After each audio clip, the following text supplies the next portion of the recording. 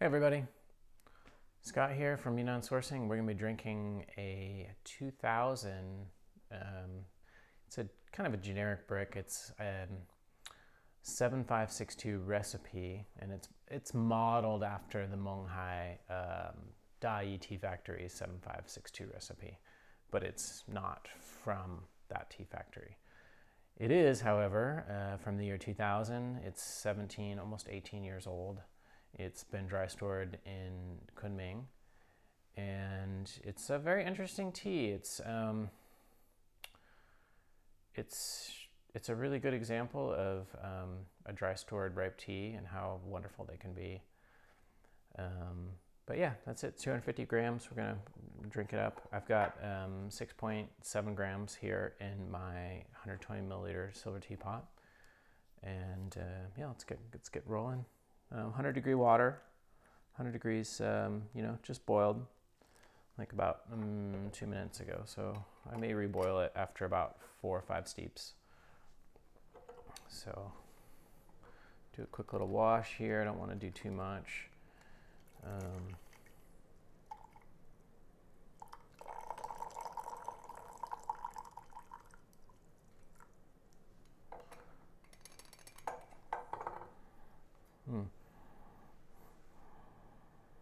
Oh, there's a real tobacco, kind of heavy molasses tobacco aroma coming off this tea. And of course I've had it before, so I know kind of what I'm getting myself into. Really nice, rich smell. There's still a good chunk in here. It's fairly tight compression, not super tight, but fairly tight, especially considering how many years old it is. It's getting close to 18 years old, this tea. So let's smell this again. Oh yeah, what an aroma. I love the aroma of this tea. There's a little bit of smokiness too that's going on here, which is really interesting because smokiness doesn't usually carry into ripe pu'er all the way through the wet piling process.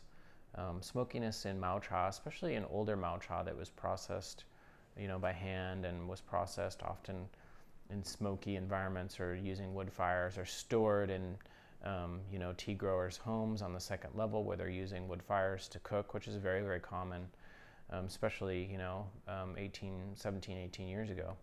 So when you notice smokiness in pu'er, there's usually 2 reasons for it. One is it was prepared, it was processed and they did the kilgreen, the frying and whatnot, with wood fire, and often the ventilation from where they're making the fire under the wok is not sufficient, and some of that smokiness will get into the Mao cha. The other reason for smokiness is that you have tea that was again stored as Mao cha in a tea grower's home or something like that, maybe on a second level or in close to a wood smoke fire, and that can often be, if it was stored there for years, it can often take on a very smoky taste. There's actually a third reason for smokiness, and it's because during the kilgreen process, the leaves were actually burnt a little bit. So there's a little bit of caramelization, as it were, a little burnt bits and things like that, which can give the tea a little bit of smokiness. So actually 3 reasons. So a little tidbit. But this tea is, yeah, it's almost got a rum-like kind of smell to it as well. There's like a dried fruit, rum, a little bit of smoke. It's a very very unique tea.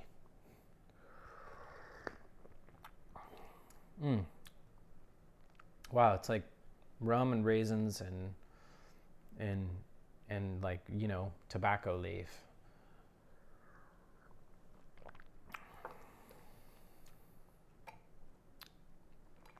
But somehow through it all, it's quite smooth. Again, this tea hasn't really opened up much. And the smokiness, again, is very subtle, but it's definitely there. And something that, again, is very, very rare. because you figure you have these smoky mao chas, unprocessed, raw pu'er, which is, what ripe pu'er is made from, is mao cha.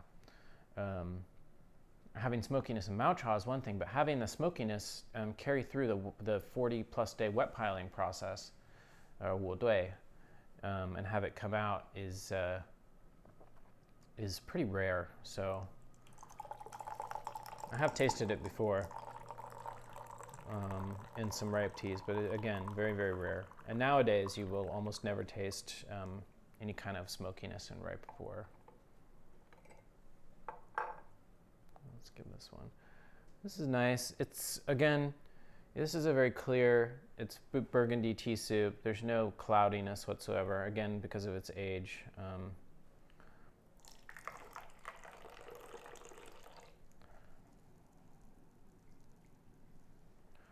So let's keep going here.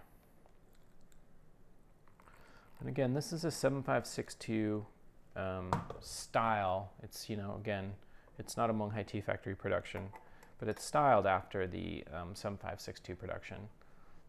So it's got average grade of 6 leaves. So there's probably some grade 3 and 5 and 7 in there, and maybe some 9, and maybe some grade 1. There's a little bit of tippiness on the face of the brick itself.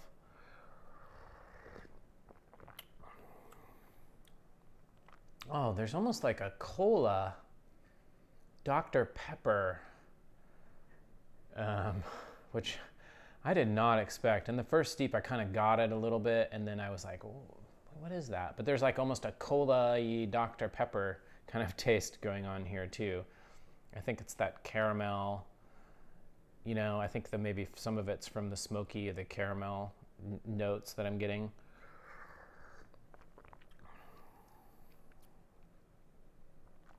Yeah. And there's a little bit of a beany, like a bean, dried bean taste as well to it. But yeah, there is almost a kind of a cola-like taste to it. I don't drink a whole lot of cola, but it did spark that memory for me.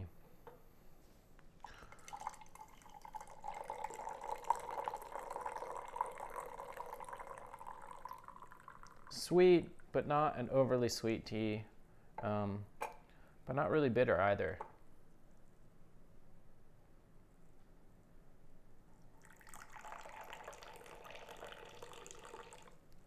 This tea is kind of a strange but wonderful beast. That's kind of how I would describe it. But again, it's definitely unique enough that I would, I'm not going to say just buy this tea, run out there and get on the site and buy it. I would say try a sample if you're interested, if you think that this might be something that's interesting to you. I have talked to several people who love this tea and they love it, but not everybody. So, again,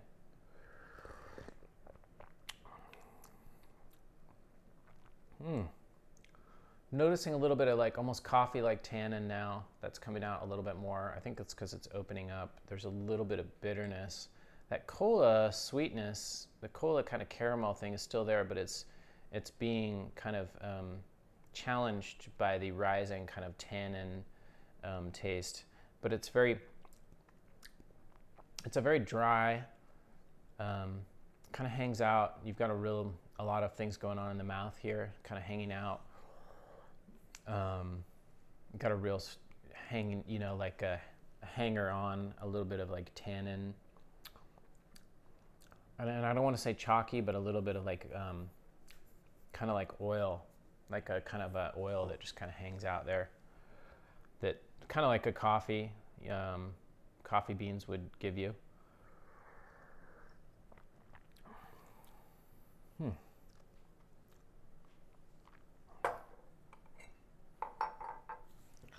We just drank the 2000 CNMP Chenxiang Yiwu brick, and that had kind of a little bit of a coffeeness to it too. But actually, I find that this is actually even more. I think the tannins in this tea are definitely more, and I think it's because it's a finer grade leaf as well.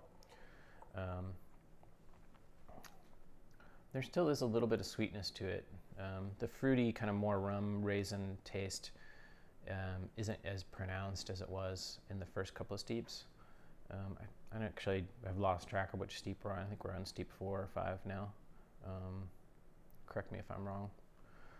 But let's let this sit for a second here. I like to push these older ripe teas because I think they can be pushed. And I also don't want to just bombard my bladder with like all these like super short steeps and just, I prefer, typically teas like this, I like to brew,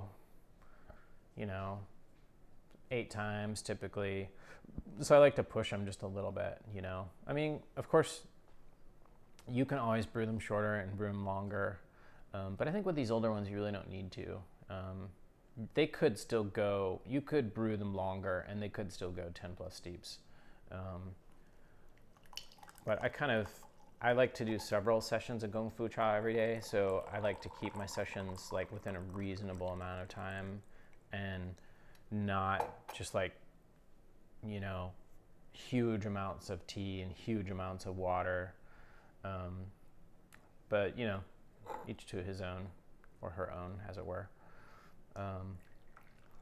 So here we go, the next steep.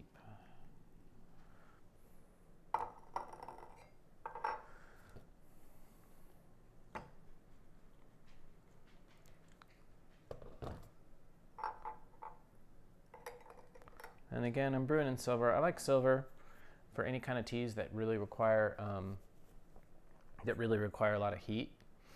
Like these older teas and ripe teas, pu'ers in general, they really do well with the silver because I just feel like it really brings out all the flavors in the tea when you're using silver. And I don't know if it's heat or the element of silver itself. I don't really know, but I do know personally that I noticed a huge difference, especially when I first got the silver teapot. It was a huge difference for me. So it would, it's hard, I think, because you can't really know until you get one, unless you know somebody who has a silver teapot. Let's see. What's going on?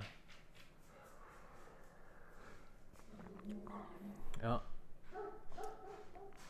Oh, and I am noticing that kind of cola. It's almost like a root beer cola type, a little bit of that sarsaparilla almost kind of flavor coming out. Really interesting. I rarely taste this in tea, and I think it's the combination of the fruity sweetness that it has, that most ripe pu'ers, especially aged ones, have, and that little bit of smoke that's kind of hanging on there gives it almost like a caramelized kind of aspect to it. This tea is not as creamy as maybe some of the other ones. It tends to be a little more pungent, and it kind of hits and it kind of hangs out. It's got a really good liugan, or the kind of like staying in the mouth feeling. It's not drying, which is nice, because I think that with this kind of flavor profile, a drying sensation would make it less pleasant. It's still quite, in Chinese we say run, or like, lubricating, or it's making the mouth feel, nice and slippery and lubricated and not drying. So I tend to like to avoid those kinds of teas, especially in ripe teas, because I find that ripe teas should be pleasant and should be run, or kind of slippery and soothing. So,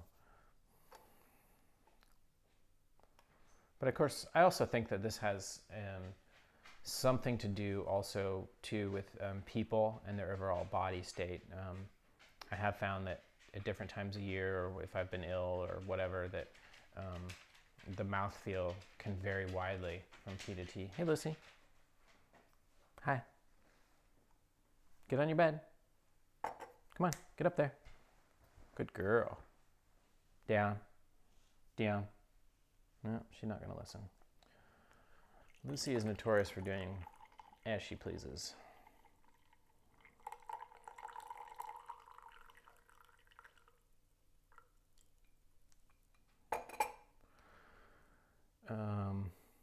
Yeah, so we're getting a little bit, losing a little bit of color here. It's getting a little bit lighter. And again, this tea, as we talked about before, is a 7562 average grade 6. You know, so you've got some smaller leaves, some bigger. So stable. This tea is definitely losing a little bit of power. I've taken a little break and I've reboiled the water. So this time I'm going to push it a little bit more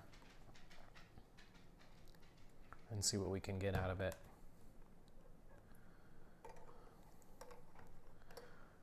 Um, 7562, the Dai blend.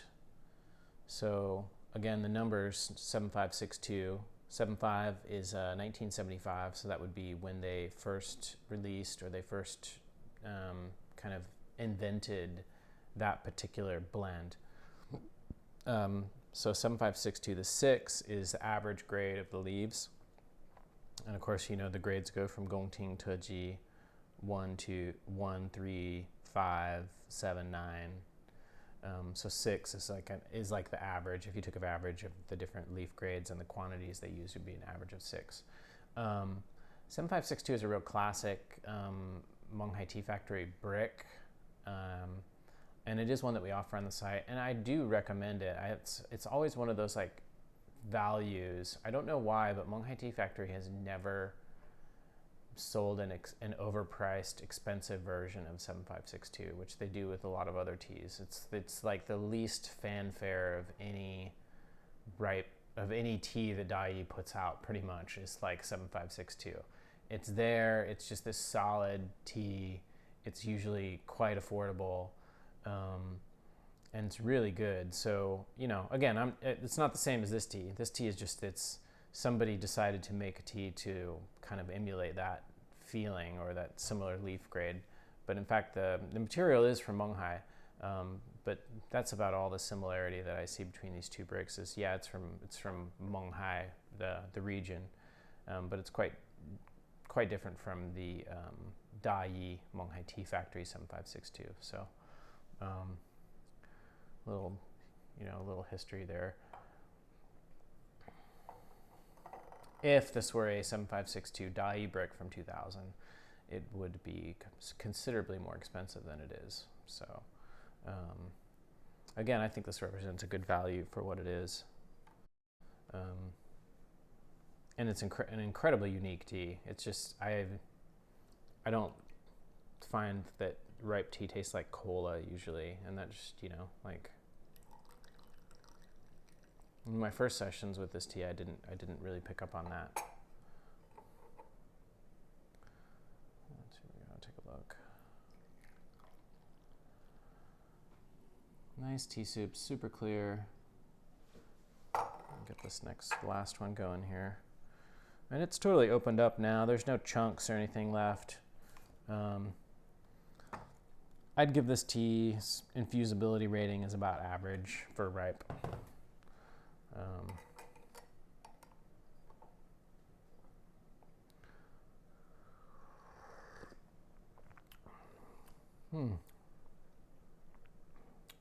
The sweetness and the kind of the fruitiness is coming back now as the more like the beany kind of roasted bean, coffee, tannin taste, and the smoky caramel taste is faded a little bit. It's more just a straight ahead kind of sweet, you know, fruitiness now, which is what's quite pleasant, and it's by no means weak.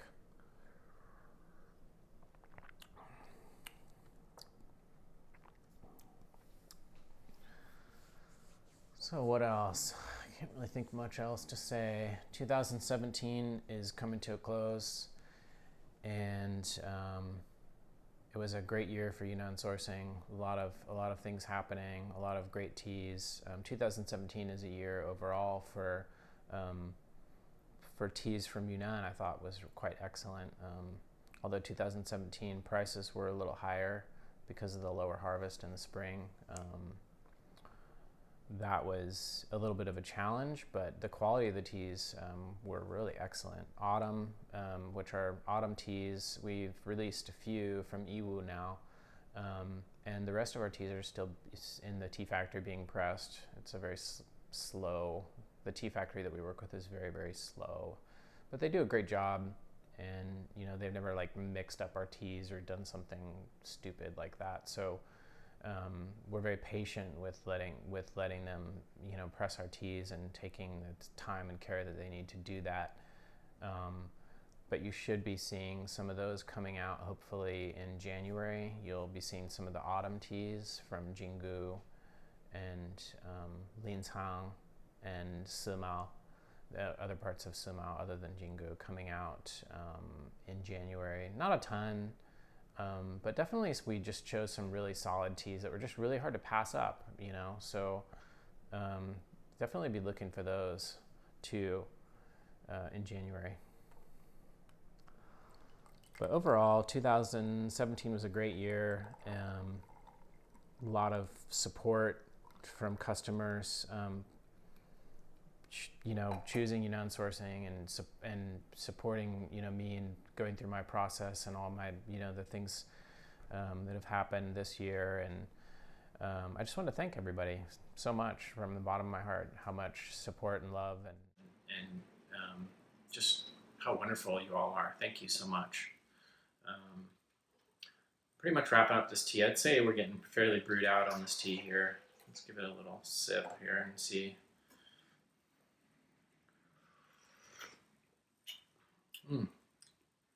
Still nice. It's definitely, it's definitely kind of tastes more just like a normal ripe now. A lot of the really unique nuances are mostly have been brewed out, but now it's just sweet. It's still got that. It has a nice chenqiang. That little bit of an aged taste is still really obvious in this tea. So, although we could keep going, I think we'll cut it off here because this video's probably pretty long. So, anyways, thank you everybody, and see you in 2018. Happy New Year.